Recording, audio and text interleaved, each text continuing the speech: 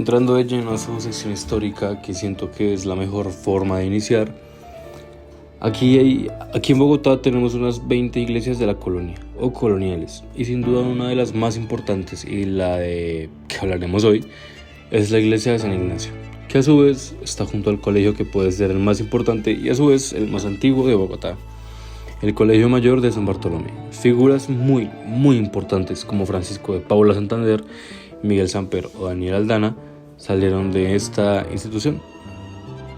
Ya entrando en la historia de la iglesia, la primera piedra se puso en noviembre de 1610 y la construcción se finalizó en 1691. En 1635 la iglesia fue consagrada a San Ignacio de Loyola, el fundador de la Compañía de Jesús. Esta iglesia fue gracias al maestro artístico Juan Bautista Colchini. En su historia sufrió bastantes desastres en su estructura y cambios políticos importantes debido a su localización geográfica geopolítica. En 1763 un terremoto derribó la cúpula y su reconstrucción bastó muchos años. Durante el tiempo que duró la expulsión de los jesuitas en el país, entre 1767 y 1891. Ya después, o antes, la iglesia recibió el nombre de San Carlos en honor al rey Carlos III, hasta la construcción de la actual catedral primaria. Sirvió como también vicecatedral, por su cercanía a la Plaza Mayor de la ciudad, hoy conocida como la Plaza Bolívar. Tras años que duraron los trabajos de restauración arquitectónica, que fueron bastante importantes, bastante largos y bastante muy caros, dirigidos por el arquitecto Ernesto Moore y el Instituto Carlos Arbeláez Camacho de la Pontificia Universidad Javeriana, una universidad que ha tenido y sigue teniendo una buena imagen al pasar de los años y un renombre bastante importante. Muchos dicen que es la más antigua, siempre nos pelearemos con la Santoto por el puesto de la más antigua, pero será la Javeriana. San Ignacio ha recobrado su esplendor gracias a todas sus restauraciones y la capital en general. También en su restauración descubrieron osarios y se recuperó el elemento decorativo original de toda la iglesia en general. También ha cambiado de nombres. La iglesia también en su parte subterránea tiene una cripta donde se enterraban distintos padres. A día de hoy esa cripta no se utiliza por obvias razones. En resumen, la capital ha recobrado su esplendor, ya que recuperó y restauró uno de los mayores tesoros históricos de toda la capital de Colombia. Así cierro el acto histórico y doy paso a la sección artística.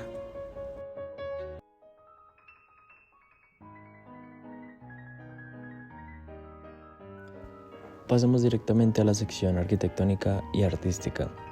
Antes de empezar a explicar esta parte, está más que claro que el templo sufrió y adquirió un nuevo aspecto, siendo el resultado de una remodelación ya por antigüedad en la estructura, donde debieron suplir dos cosas fundamentales: la corrección de los daños en el edificio y darle esa sismo resistencia que la norma pide. Teniendo esto presente, debemos reconocerle el logro que fue poder adaptar esta estructura a la actualidad, vista como patrimonio cultural. Hablando de forma resumida y concreta a la vez, la remodelación tuvo que dividir la cúpula con una parte totalmente ajena por muchos problemas que se presentaron, como terremotos, inestabilidad en la estructura e inexactitud en planos y cortes.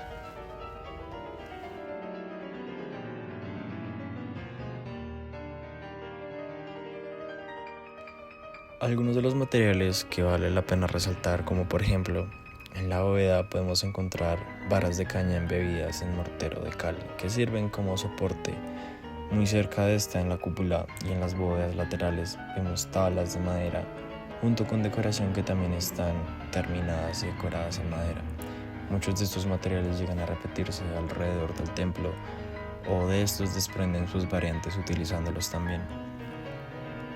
Encontramos también técnicas como mortero de cemento con arena lavada y cal completamente seco para solucionar y aplicarlo en el tema de las grietas. Ya teniendo esto presente, podemos pasar a algunos detalles. Desde algunas estatuas que van en las partes laterales de la nave principal, como si diera la sensación que nos están invitando a seguir el lugar, hasta algunas obras de arte que aparentan ser pinturas si las miramos de frente, pero Al cambiar de perspectiva, nos daremos cuenta que estamos ante esculturas muy bien detalladas, rasgos faciales, marcas en las manos de las esculturas. Sin duda, es un conjunto de detalles que le dan muchísima más vida a la ambientación del templo por dentro. Por fuera podemos fijar nuestra atención en una técnica en piedra labrada con algunos arcos en peraltado y en escarzano, que pues en general estos dos tipos de arcos son los más comunes en el templo. Hablando de otros detalles, la cúpula tiene una técnica de estilo adinerada y finalmente el templo nos da esa apariencia barroca que es tan reconocible. Como ya mencioné anteriormente, una de las problemáticas principales en la restauración de este templo era darle esa solución a la sismoresistencia. A esto se proponen diferentes sistemas de correas metálicas y cerchas en la nave central, siendo esta la más afectada y la más compleja estructuralmente, a su vez solucionando problemas de sismoresistencia en relación con la cubierta. Pasando ya a un plano mucho más artístico y con múltiples detalles de iluminación, podemos encontrar un contraste muy grande con el color azul en las partes de carpintería, dejando en un segundo plano el color blanco, que fue tan común en la época de su primera versión, siendo esta segunda versión mucho más cómoda visualmente.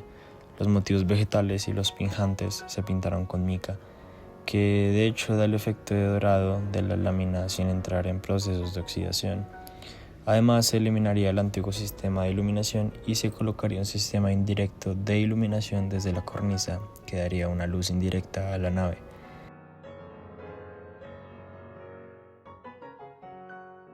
San Ignacio alberga una de las colecciones más importantes del arte de Nueva Granada, con lienzos de Gregorio Vázquez de Arce, y Ceballos siendo este el pintor más reconocido en dicha época. En la parte de la cúpula fue necesaria la ayuda de muchos artesanos con los detalles y se resaltan mucho las pinturas que inicialmente fueron pintadas por Gregorio Vázquez, para después ser restauradas por el jesuita y además también pintor Santiago Páramo. Además, estas pinturas contienen una simbología relacionada con figuración del reino de los cielos, la gloria celeste de San José y de alguna forma alegórica la representación de los 4 continentes. Y es así como doy cierre a esta sección, dejándoles algunas de las vistas más hermosas que podemos encontrar en este templo.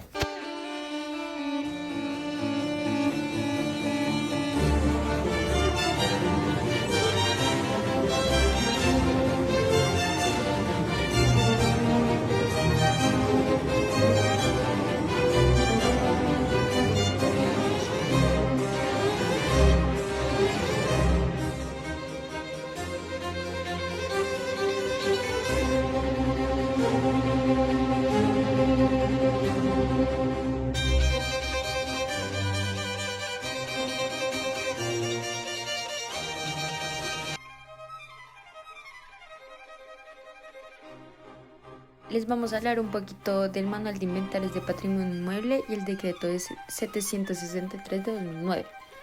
En el caso del Templo de San Ignacio, estos fueron utilizados para su identificación, el cual fue incluido en el Inventario Nacional de Bienes Culturales del Ministerio de Cultura, lo que lo reconoce como un bien de interés cultural de la nación. También fue declarado Monumento Nacional mediante el decreto 1384 de 1982, lo que le otorgó un nivel de protección especial. Con su valoración se realizaron muchos estudios para determinar su valor histórico, arquitectónico, artístico y cultural del templo. También estos estudios han permitido identificar los elementos que hacen del templo un patrimonio de gran importancia. Para su protección se implementaron medidas para proteger este templo de amenazas de deterioro natural, su intervención inadecuada y el desarrollo urbano. También incluyen planes de conservación y restauración, así como controles urbanísticos. Bueno, ¿qué es el Manual de Inventarios de Patrimonio Inmueble? Por encimita, este establece los lineamientos para la elaboración de inventarios de bienes culturales inmuebles y estas herramientas son esenciales para la gestión de patrimonio cultural. Y el decreto 763 de 2009 es correspondiente al patrimonio cultural de la Nación de la Naturaleza Material, y este decreto establece las normas para la declaratoria, protección, conservación y manejo de los bienes culturales inmuebles de interés nacional. Pues en el caso de San Ignacio fueron utilizados para lo que ya les hablé ahorita como en general, que fue como un inventario detallado del templo, establece los valores de este y define medidas necesarias para protegerlo.